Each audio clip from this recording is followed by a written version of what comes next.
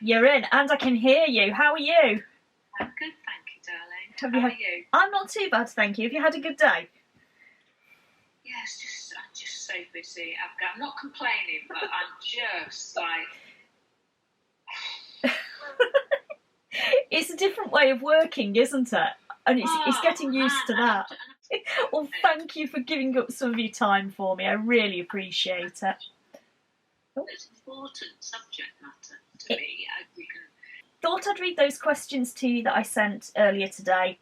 If you don't want to answer them, that's fine. Just say no. Mm-hmm. Okay, let's have a start then. So, Carol, what is Maths Factor and how many children roughly are on it at the moment? Well, the Maths Factor is something that's very dear to my heart. It's an online maths school for age 4 to 11, but we have 3-year-olds, sometimes 2-year-olds, and sometimes 12, 13-year-olds. It depends on where they're at in their maths education, really. But fundamentally, it's primary school. And for 30-something years, I've been writing education books, and then about nearly 30 years ago, I set up a production company and produced VHS videos to revise, for children to buy and revise, and GCSE, these new things for the national curriculum. What's that? And GCSE. And we sold those through Woolies and Smiths, so it tells you just how long ago that was. And my fascination has always been in maths education. I mean, it is my passion. It's kind of a weird thing, really, because, when you're on the telly, sadly, all the papers will ever write about or comment about is how you look. That's sadly the world that we live in today.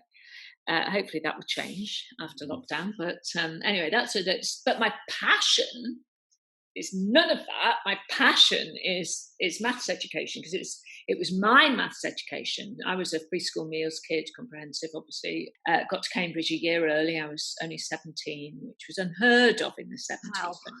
In 1978.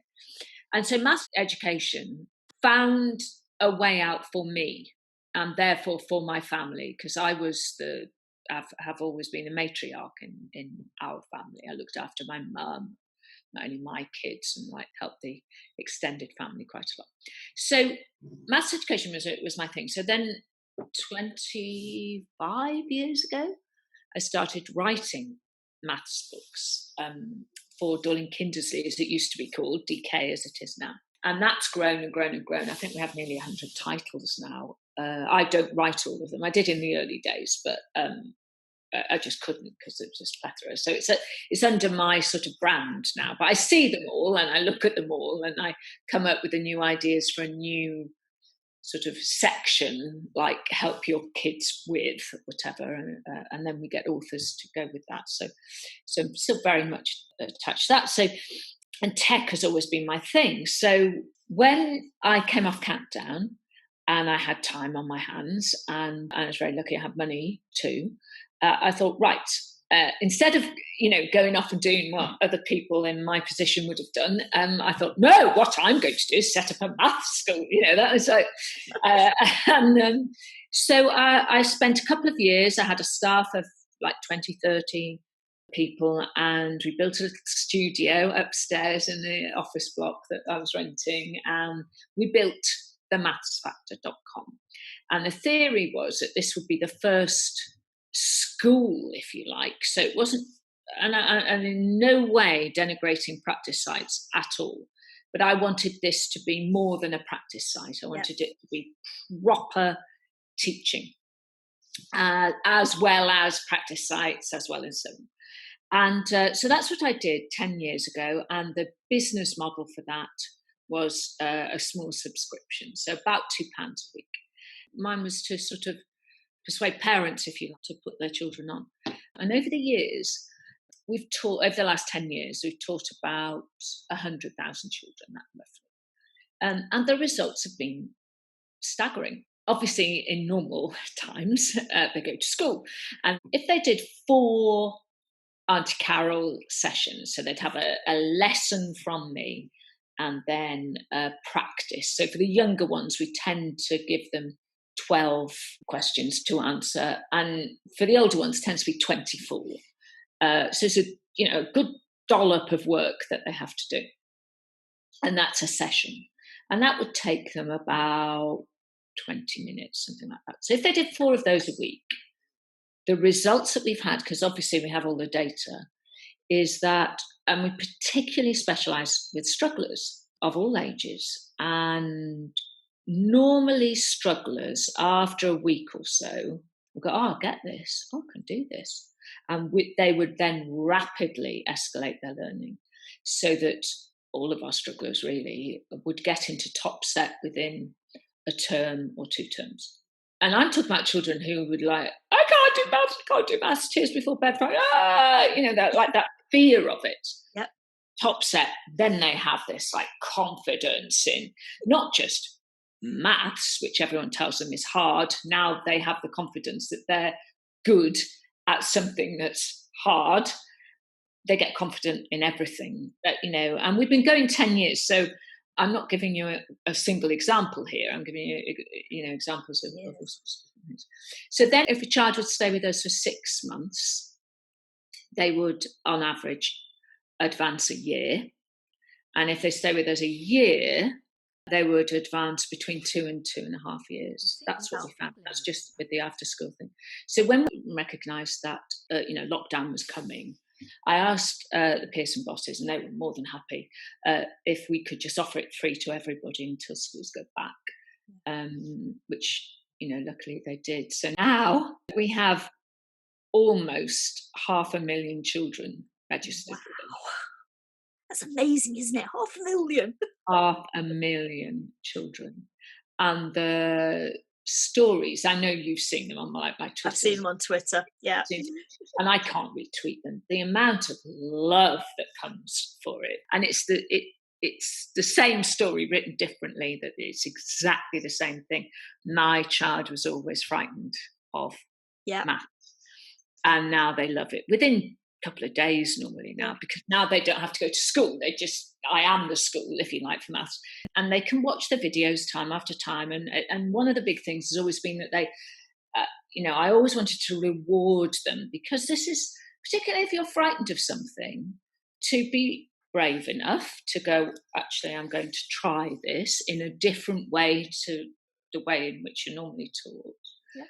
Is a brave thing to do. And I say that to them, when they're on, and encourage them. And so every time they do an anti-Carol session, if you like, or Carol, they say, I want to do Carol, is normally what they say. Can I do some more Carol?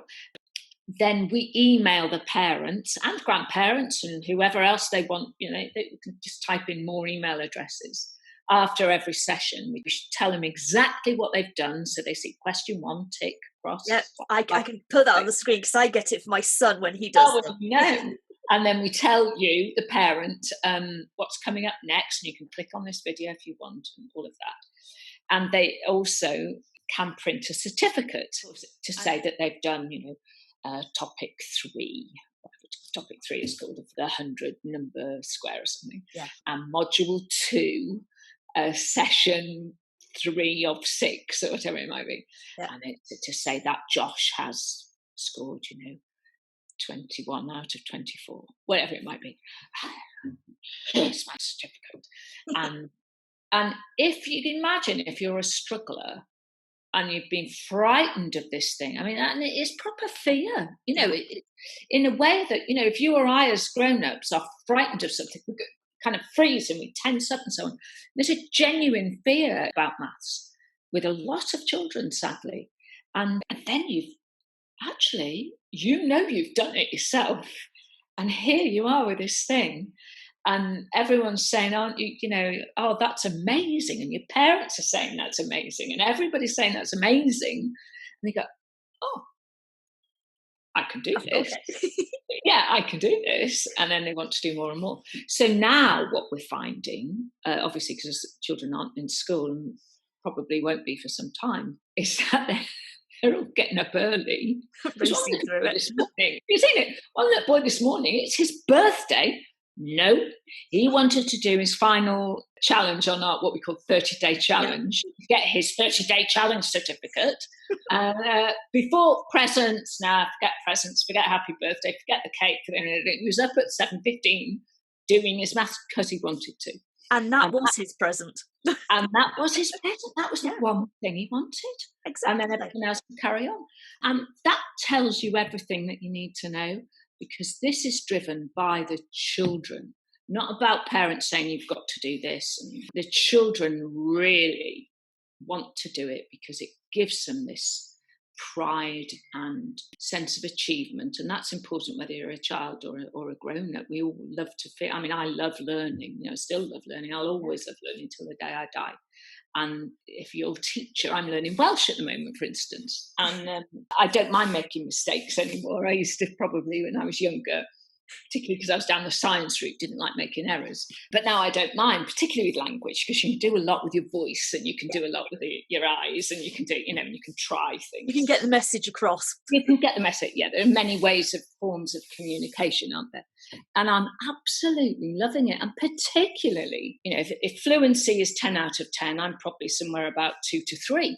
But all the fluent people are going, good on you, da iawn, Carol Dalazzi, and all this. And it's like, oh, thanks. What you're not saying to me, Welsh people, fluent Welsh people, is, oh, for goodness sake, can't you get that right? I've told you 20 times before. Do you still not know it?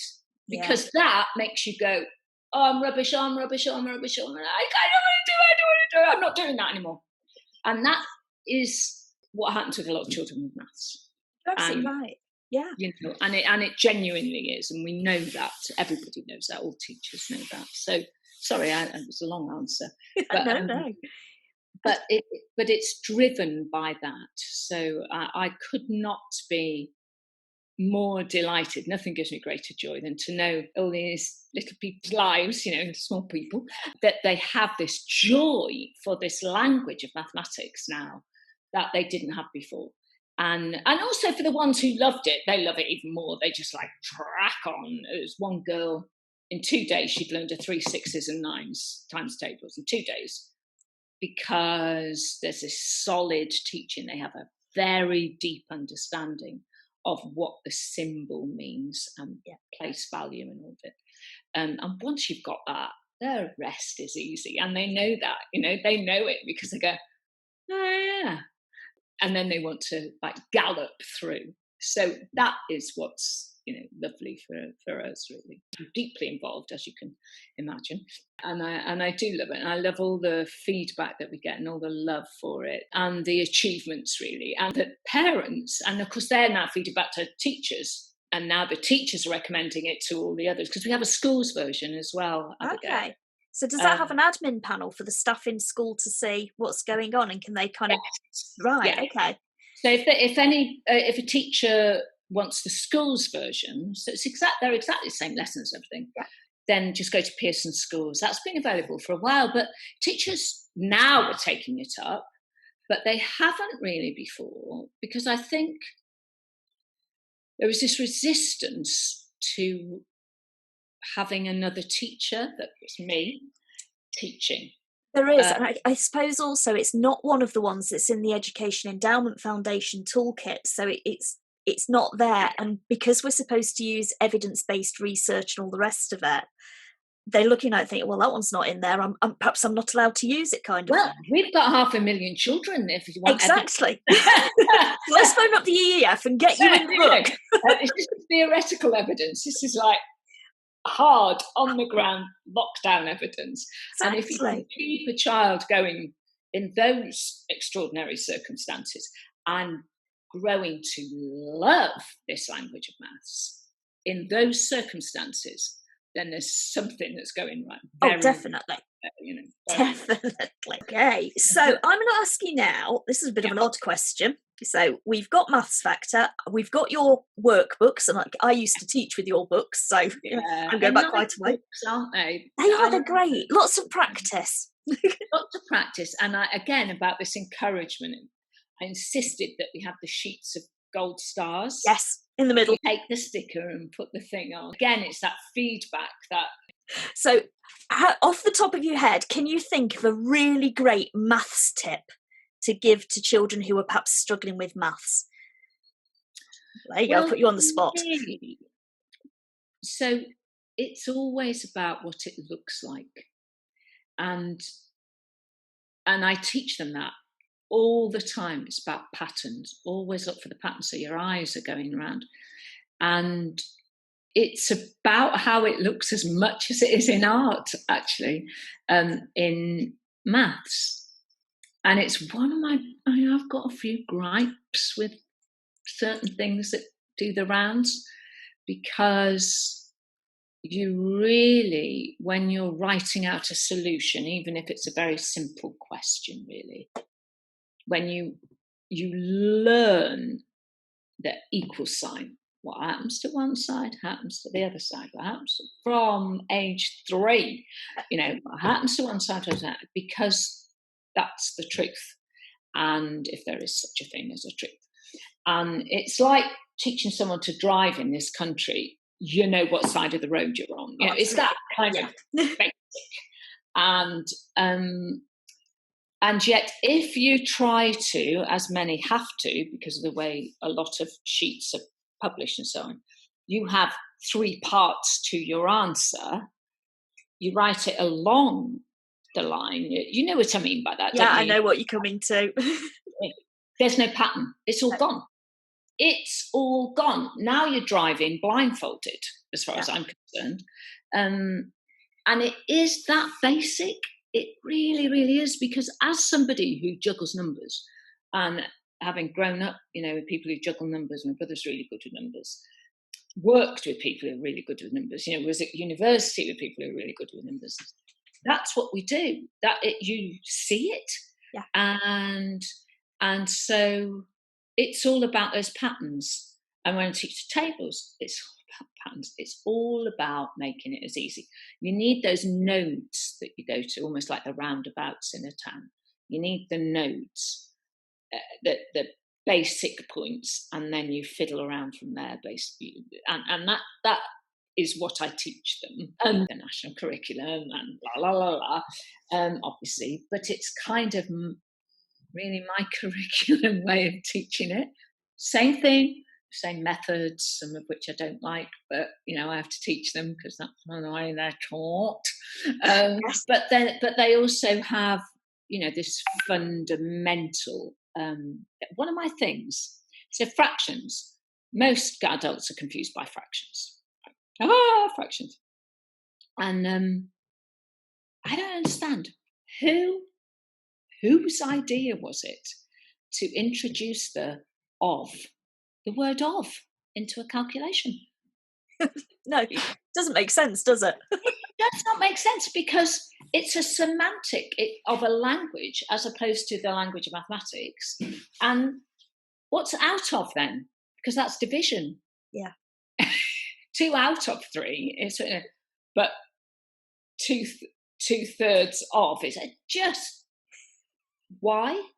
Wholly unnecessary and very, very confusing for children who are already confused. That's my point, really. Confusing for children with a special educational need, for example, a speech and language communication difficulty, but also for children who speak English as an additional language. Yes, because, of course. The numbers probably look okay to them. They might know what to do with them, but our words that we use just completely throw them. Yes, and there's a perfectly good symbol there. Yes, multiplication sign, and then you start to understand. Because if you have 2/3 of, I don't know, let's say 30 to make it a simple thing, it should be 2/3 times, and then you teach what you would do on the top. And then the bottom, the numerator, and then the denominator. And if you want to merge the two together and all of those, you've got of in there. What's that about? As soon as you go on to anything which is, where you're doing equivalent fractions, or it's like, well, that was pointless. Yeah. So, sorry, I had a little rant about the of. That's okay. I think that's really relevant, though, especially for, the kind of videos I put out where we're trying to explain why children don't necessarily always understand what we say. Because we think, it's 2/3 of 30. Because we're okay with maths, we can do it. That's our They're short. looking at us thinking, what? Yeah. Yes, and you would. Another thing, because I've done a lot of BBC when they used to make education series, and here's something: multiplying by 10, add 0. No. No. That would confuse so many people. It's like, well, grown-ups, one of the big pieces of research that came back was like, well, I've never understood why you add 0. See, and again, it's a semantic, because you're not. No, you're not. And what you do is this. And then, so when I'm teaching the children, we teach them exactly the proper way and the place value, and they know exactly what they're doing. And then I will say to them on one of the lessons, like further down the line, say, now you might hear somebody saying, add 0. That's not what you're doing. That is absolutely. And then I explain to them, all that person is doing is saying it like you'd say it in a conversation. But they don't mean add 0. And that's where and so I explain that to the children. So when they come across it, they go, oh, I know that person's just not saying it accurately. Yeah. So, and of all of the things I've learned in how to teach, which I know you want to talk about my son who has special educational needs, I learned a lot from helping him and watching how he had to be taught. Never miss out the obvious things, or the things that other people, the assumed knowledge. Never miss any of those stages out.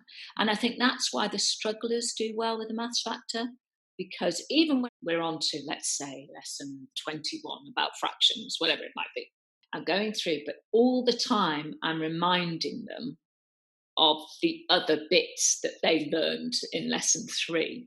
But I do it sort of more throwaway as we progress through, let's say, fractions. But I don't forget it. Things like what we would call the commutative law in your times tables. So I bang on about that a lot, but I don't use that phrase. I say it's the same backwards as it is forwards. And then I show 3 times 6, and we have the 3 rows of 6, and then we twist it, and all the things that you would do in school. But I go on and I say, right, repeat after me, say it with Auntie Carol.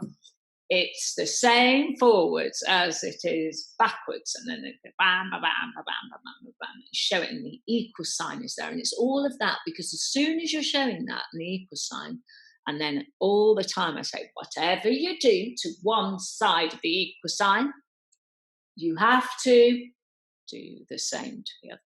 And they know that, and they shout back at me. There's a lot on the video, so they have to join in, And it's those little things that we're teaching my son, which is very different to teach my daughter, who was very much like me as a child. So like, zoom, he only had to go, oh, look at that. Yeah, it's in. And he didn't have that. Wasn't born with a brain that had that ability. His brain has different abilities, which hers doesn't. His wasn't geared to academic study as such. But, she would race through it. She was the older one of the two, whereas, so I had to learn a whole new way of teaching, because I was a very active parent, with the education, because it's my passion. Yeah, that was really teaching him, or helping him learn, I should say, taught me more about teaching than anything I did with her. Yeah. You're absolutely right. All the work you do, and all the work, the SENDCOs do, is, all that.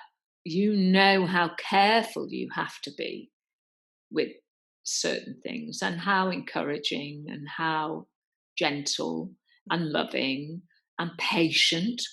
You are some of the most patient people in the world. Oh my goodness me. Except with our own children, I'd like to. I'm glad to hear that.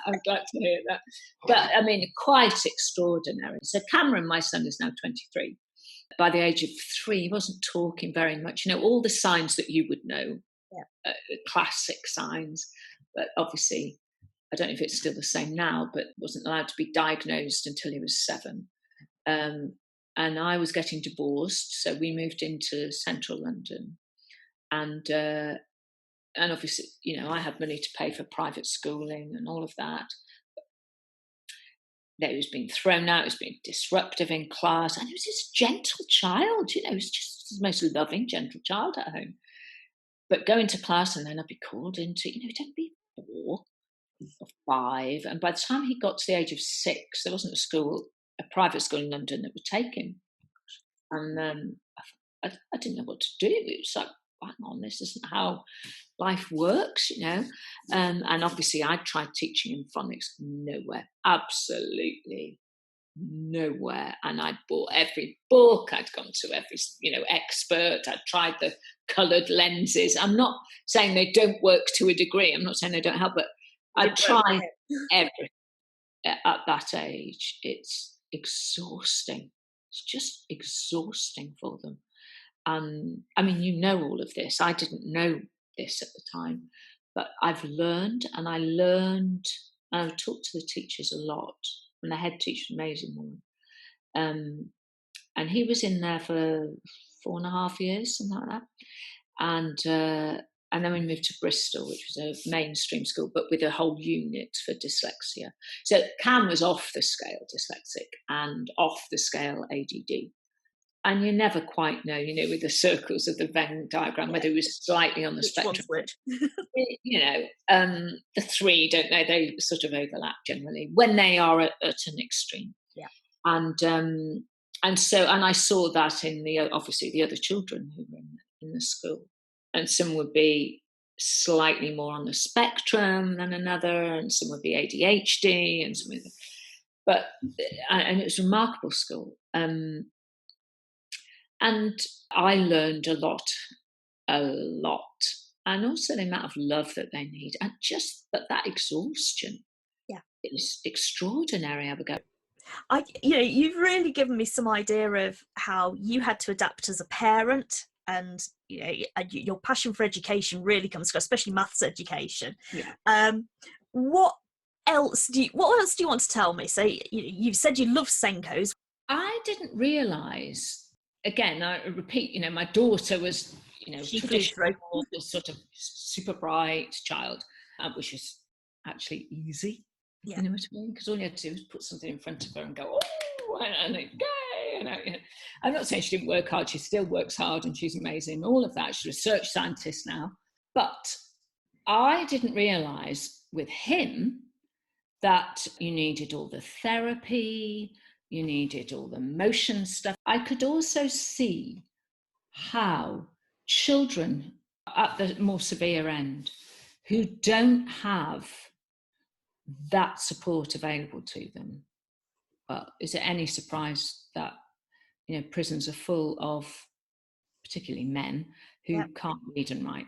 Doesn't surprise me. I bet it doesn't surprise you at all either. And exclusions don't surprise me either. No.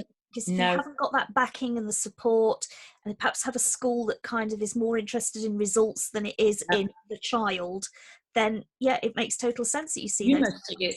Well, all of you must see that a lot, and it must break your hearts, because and I think, had he not had me as a mum, with the money that I had and the interest in education and all of that, who knows where Cameron would have ended up. And that's why my background was from a single parent poor family in the 1960s, really poor, dirt poor. So I could have been that child. Does that make sense? If I'd been Cameron, born into that family in those conditions, I would probably have ended up in trouble somewhere. So that I care about. It bothers me. That really bothers me.